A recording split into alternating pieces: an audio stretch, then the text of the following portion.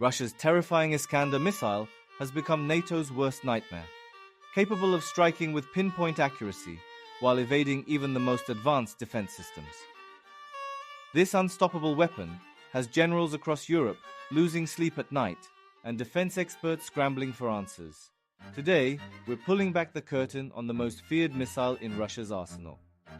The Iskander missile system represents a cornerstone of Russia's modern military strategy, blending precision, mobility, and versatile payloads to redefine tactical warfare.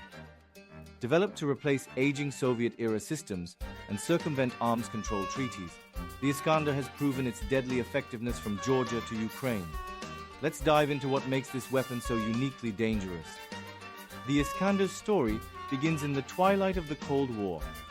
After the 1987 Intermediate Range Nuclear Forces Treaty required dismantling the Soviet SS-23 OK system, Russia needed a replacement that could maintain strategic advantage while technically adhering to treaty limitations. The Kolomna Machine Building Design Bureau initiated development in 1988, and by 2006, the Iskander M entered service with the Russian military. What makes the Iskander truly revolutionary are three key technological innovations. First, it travels at hypersonic speeds, reaching Mach 6 to 7. That's up to 2,600 meters per second, drastically reducing the window for interception.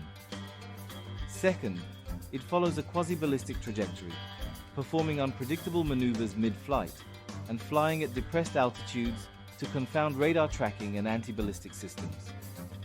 Third, it employs multi-sensor guidance, combining satellite navigation, inertial systems, and optical terminal homing to achieve a circular error probable of just 5 to 7 meters, comparable to precision-guided Western bombs. The standard Iskander M variant officially has a range of 400 to 500 kilometers, though lightweight warheads can potentially extend this to 700 kilometers. It carries a substantial payload of 480 to 700 kilograms that can include thermobaric, cluster, electromagnetic pulse, or even nuclear warheads. The entire system mounts on an 8-wheel MZKT 7932 transporter erector launcher, enabling rapid shoot-and-scoot tactics to evade counter-battery fire. Perhaps most concerning for defensive planners, the missile deploys decoys and chaff to confuse interceptor systems. Russia has developed several variants of the Iskander. The Iskander K cruise missile version can reportedly reach distances of 2,500 kilometers, well beyond the limits established by the now-defunct INF Treaty.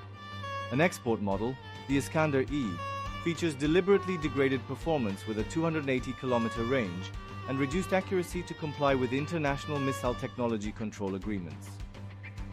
Armenia and Algeria have reportedly purchased these export variants. The Iskander has seen action in multiple conflicts, providing a real-world demonstration of its capabilities.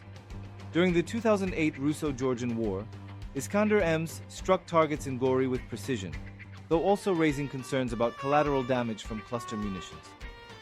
During Russia's intervention in Syria from 2016 to 2017, Iskanders deployed to Hamaymim Air Base targeted rebel positions, though their limited usage suggested potential stockpile constraints. Ukraine has become the true proving ground for the Iskander system. During the initial 2022 invasion, Iskanders crippled Ukrainian air defenses and logistical nodes, exploiting the element of surprise.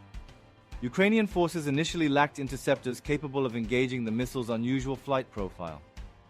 By 2023, Ukraine claimed to have intercepted 11 Iskanders using upgraded Patriot PAC-3 MSE missiles, though U.S. officials debated the veracity of these claims. The Iskander continued to demonstrate its effectiveness in high-value strikes. In March 2024, Iskander Ms destroyed two MIM-104 Patriot launchers near Pokrovsk, marking the first confirmed loss of NATO-grade air defense systems. Later in July 2024, coordinated strikes on air bases in Myrhorod and Poltava neutralized fighter jets and helicopters, showcasing deep strike coordination with drone reconnaissance. Russian forces have employed tactics like inflatable decoys and radar-reflective materials to saturate Ukrainian defenses, while maneuvering warheads allow multiple independent re-entry vehicles to strike several targets within a small area. The strategic implications of the Iskander extend far beyond the battlefield. Forward deployments in Kaliningrad and Belarus place NATO's Baltic states and Eastern Europe within range, complicating alliance mobilization plans. The system's integration with nuclear-capable cruise missiles enables Russia to blur conventional nuclear thresholds, creating ambiguity that complicates response planning. The Iskander presents serious counterforce challenges. Its combination of hypersonic speed, low-altitude cruise variants, and terminal maneuvers strains existing NATO defensive systems like THAAD and Aegis.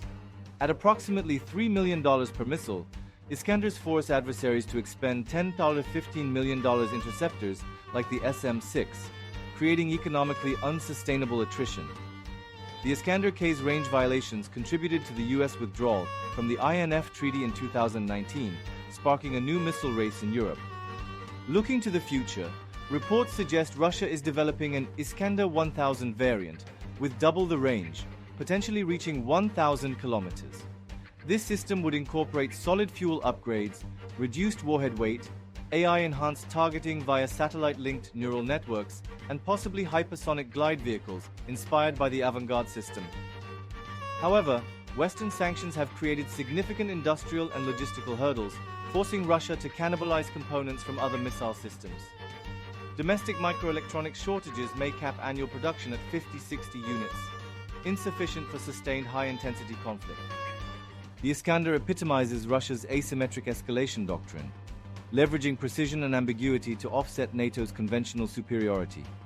Its battlefield success underscores the renewed viability of ballistic missiles in modern conflicts, prompting Western armies to accelerate development of analogous systems like the U.S. precision strike missile. However, the system's impact remains constrained by industrial limitations and the development of adaptive defenses.